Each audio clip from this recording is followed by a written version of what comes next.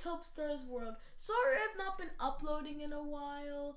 I've been busy doing this and that every once in a while. But today, I'm gonna finally do a new video. It's the new book, Tires the Wimpy Kid, number 16, Big Shot.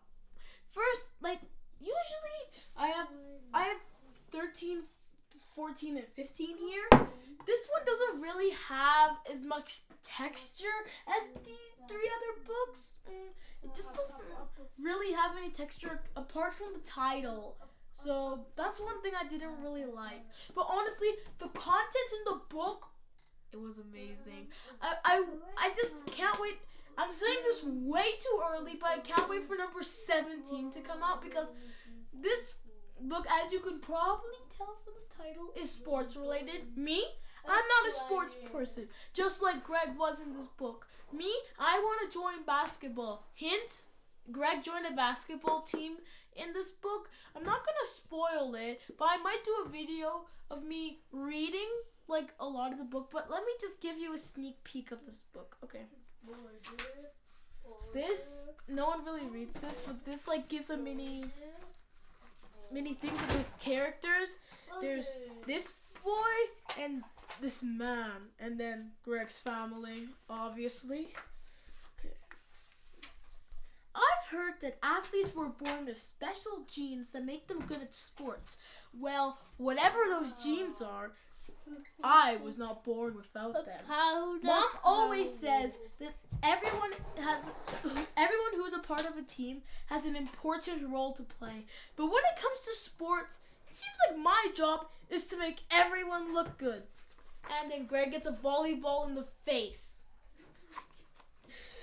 And at this point in my life, I'm pretty sure I'm not going to grow up to be a professional athlete. So I'm officially announcing my retirement.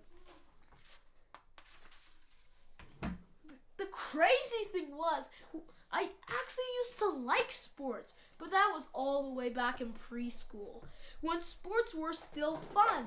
The first sport I ever played was soccer. I didn't know the rules, but the other kids didn't even know the rules either. So most of the time, it was just pure chaos. And look, all the kids having fun. Wherever the ball went, we chased after it. Every once in a while, the ball would pop out of the pack and then everyone would celebrate. Someone seriously flinging their shoe. This kid over here, and this kid's dumping water on himself. Nobody kept score, so you never knew if you were winning or losing. But the parents didn't care because they were too busy doing their own thing. And the referees were middle school kids, like Greg is when you read the other books. And they weren't really paying attention to the game either. Just on their devices, like teenagers do.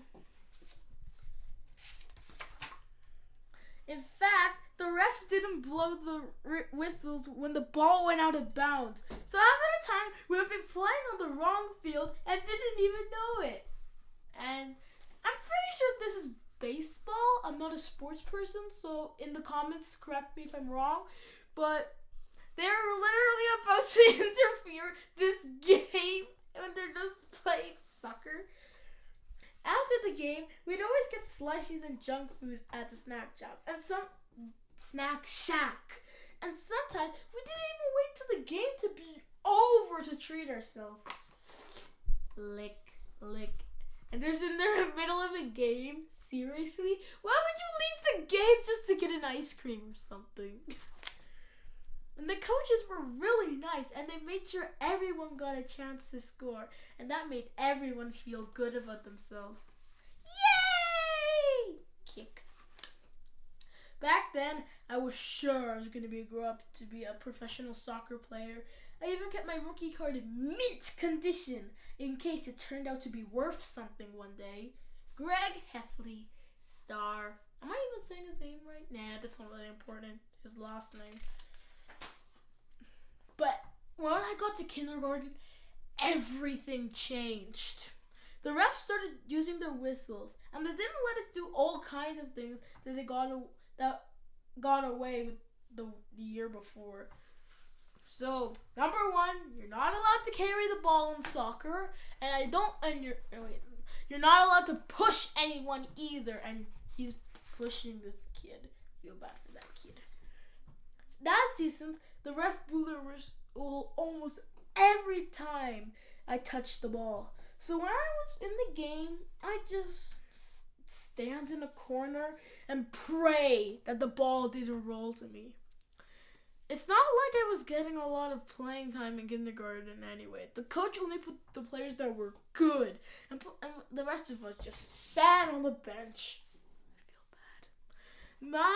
Mom told me the reason the coach wasn't playing me because I was his secret weapon, and he was saving me for a big moment.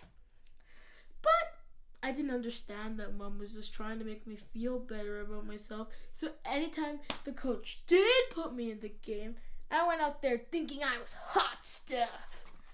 So this is the one that they were driving in the car like, oh yeah. And then this is him thinking he's hot stuff. A few more pages. Even the snack shack wasn't fun this year. Some parents complained that they were selling too much junk food, so they replaced slushies and all other sugary drinks with healthy options. There's fruit smoothies, there's granola, there's blueberries, avocados, and who knows what else. But the slushy sales from the snack pack paid for the field upkeep. So that year, the park department only could afford to mow the grass once every 3 weeks, which really slowed the game down. As you can see, this grass is stopping the momentum of the ball, so yeah, that's not gonna work out. After a bunch of kids got ticks from playing soccer in the long grass, they decided to end the season early, which was totally fine by me. Ouch! I feel bad because I've never been good at sports because I think Dad was hoping I'd be a star athlete. Whenever he would go to the library, he'd always come back with a stack of sports books. I'm sure that the kids are into those types of stories, but that was never me. If you go to the library, you'll find all sorts of books about kids who do amazing things and lead their teams to victory. But I've never had any experiences like that, and I bet there are lots of kids out there just like me. So one of these days, somebody should write a book for the rest of us. What are you even gonna... Just pause. What are you even gonna write? If you're not good at sports, the kid who sucked at sports. That does not sound like a good title, but like, what would you make out of that? That's what I'm just saying, so... It's not like I've got anything against sports. I like them just fine, as long as I'm not the one playing. In fact, this summer, I watched the Olympics on TV pretty much non-stop. It's Mom's idea for us to watch the games as a family. She says these days everyone's in their own little bubbles, and sports is one of the only things that still brings people together. But I still think a little togetherness goes a long way. So then, this is when I paused because someone should write a book. This is here, and then this is them rating probably the dive of the Olympics, and then this book. Nah, I'll save the rest for another time. Thank you guys for watching, and it's my little brother here. Pat, pat, pat. If you want, maybe I will just reading this book if you want, but right now I don't want to spoil any more about this book. So thank you guys for watching. Make sure to like and subscribe. Do you like these books? Because honestly, I think this one sucked a bit. But which book's your favorite? If you read Diary of the Wimpy Kid, put it in the comments below, because I'm a big fan. Well, See you in my next video. Bye!